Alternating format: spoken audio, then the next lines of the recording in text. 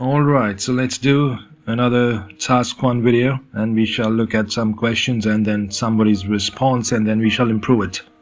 And we shall see what is good and what's bad and all that. Alright, let's get started. Okay, so 150 words minimum, and you got 20 minutes approximately to finish your answer. So let's read the question first. The table below shows the changes in some household types in Canada from 1984 to 2020. Summarize the information by selecting and reporting the main features. And make comparisons where relevant. Alright, so let's have a look at the table first.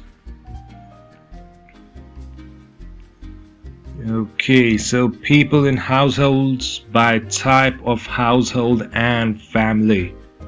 Right, so let's get that straight. By types of household and family. Alright, so then it says household types and the percentages. Okay, and then you have 1984 to 2020. Okay, what else does it tell us? Okay, one person is 6% in 6, 8, 11, 12 and 12.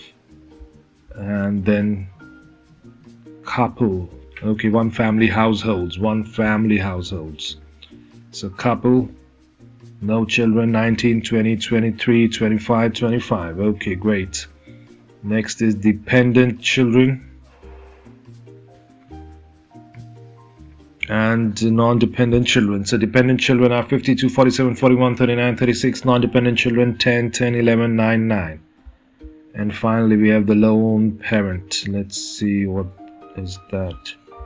So 4, 6, 10, 12 and 12. Right, so let's get started. So this is the response by L's write-up.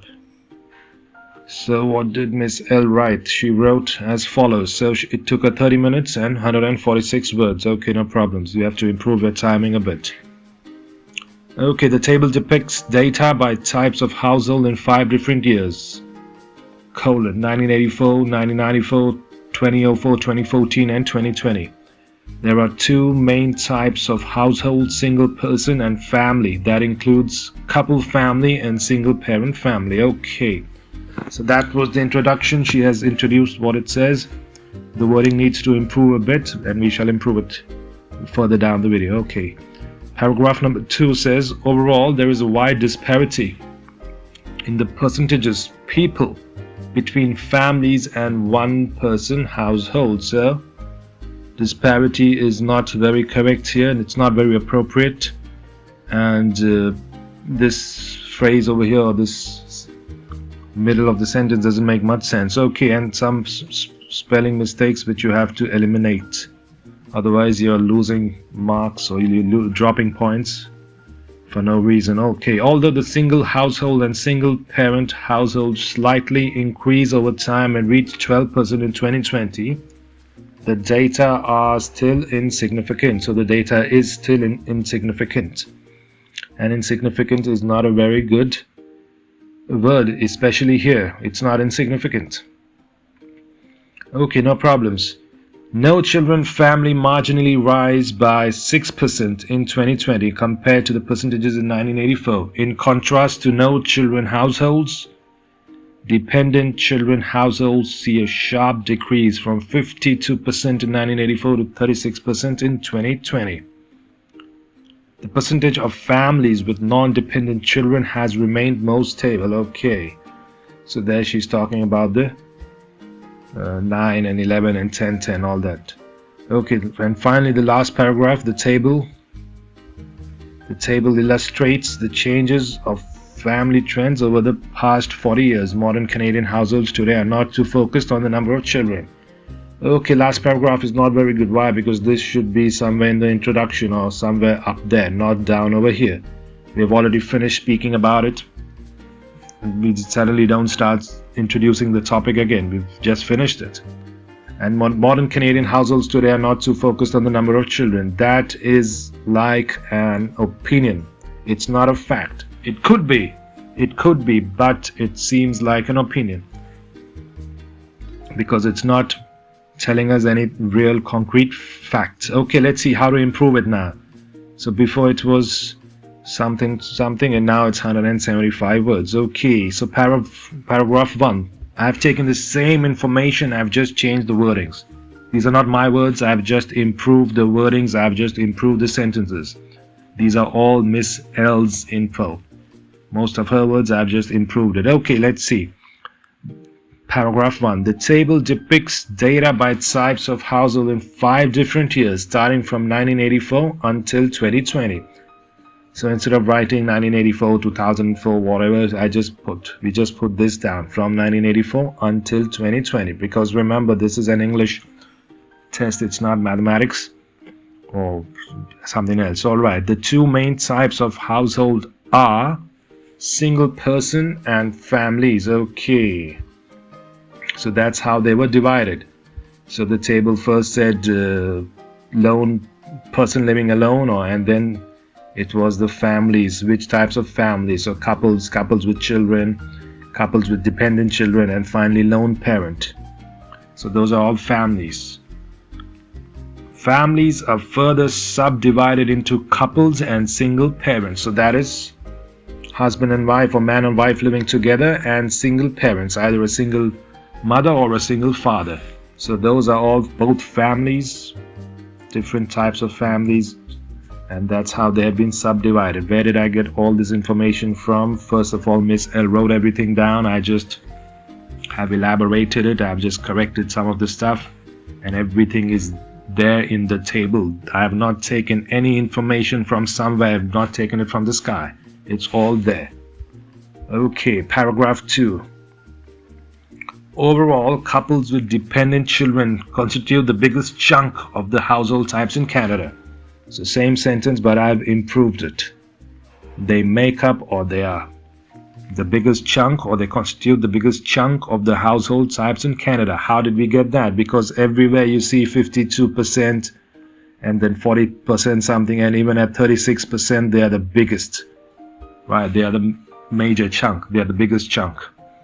Even though, so we were here, constitute the biggest chunk of household types in Canada, even though they have gone down steadily in percentages from 52 in 1984 to 36 in 2020. Does this make sense? Yes. Are they still the biggest? Yes. Have they gone down steadily in numbers? Yes. Couples without children. Now look at that. So this was the first big part. Now this is the second biggest part right over here. Couples without children. It said couples with no children. So I just improved with no children to without children. Couples without children come second. Do they come second? Yes, they do. Check the table again if you are confused. And I've shown an opposite trend. So this one showed a downward trend. They have gone down. However, this one shows have shown an opposite trend, going up from 19 to 25%. Their numbers, however, have remained steady over the past 6 years, 2014 to 2020. Why have they remained steady? They have been at 25% and 25%, so they have remained steady in those past 6 or 7 years, whatever. It depends how you count them. That's not a big deal. They're not checking, oh, you can't count. That's not the point of this write-up. Okay, paragraph 3.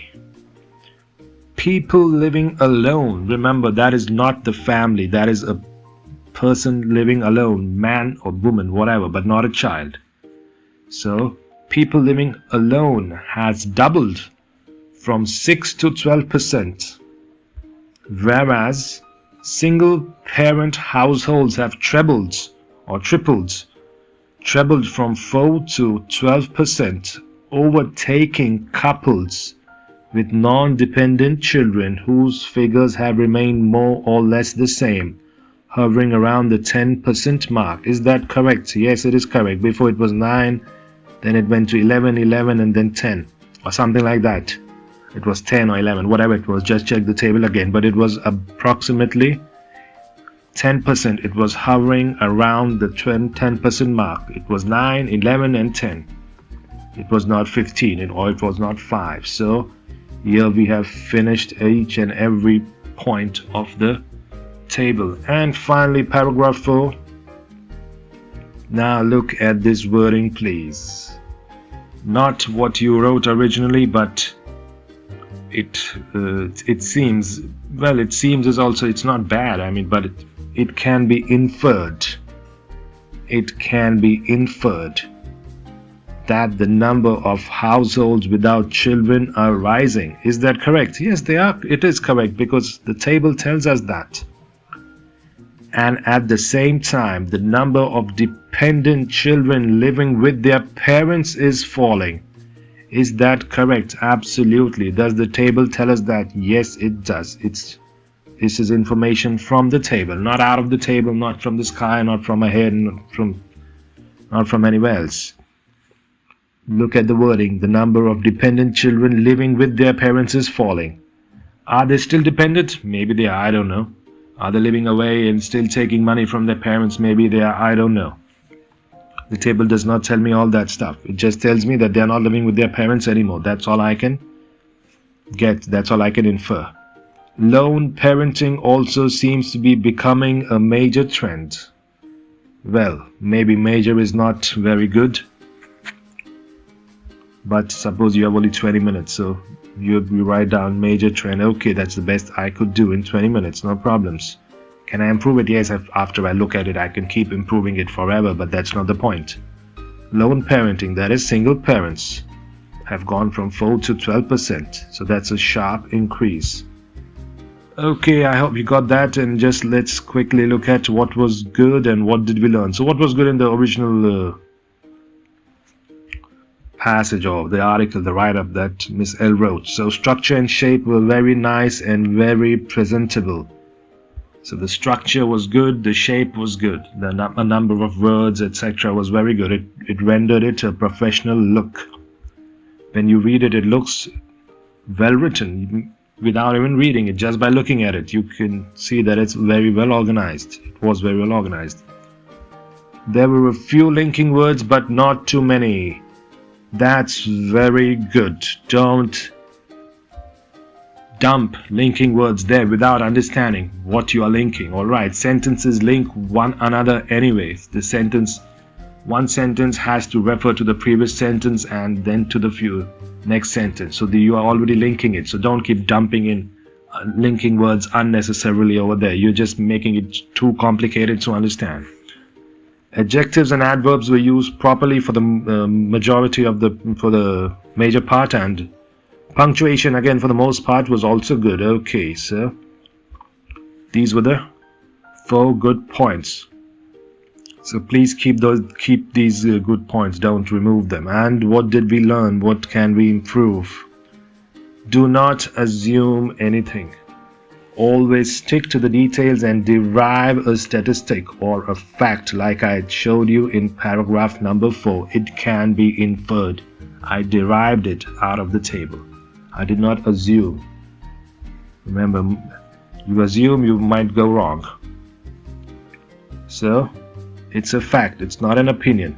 Make sure you write the facts down and the statistics down, not any opinion or what you think is happening.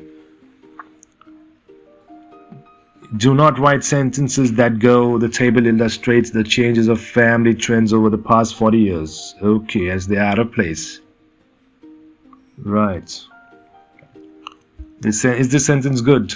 Yes, it's good, but sometimes it changes the meaning.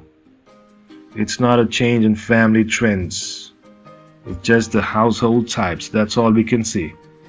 It could be family trends as well, but it's a bit out of place. Okay, do not use words that you are unsure of. Example, disparity in the percentages. Okay, it doesn't really stand for anything in this passage. It changes the meaning and you just end up losing points for no reason. Keep it simple. If you can't think of some complicated words, some difficult words, just use simple words. It's better than using complicated words but you don't use them correctly, then you lose points. Okay, sentences should be easy to understand. If you cannot construct a long sentence that can be easily understood, then construct 2 shorter but easier, simpler, clear to understand sentences. Don't throw in too many numbers. Right, don't throw in too many numbers. Original para 1, right. Put those numbers into words like improved para 1. And Use the tense correctly and don't wave. Okay, that was not a big problem.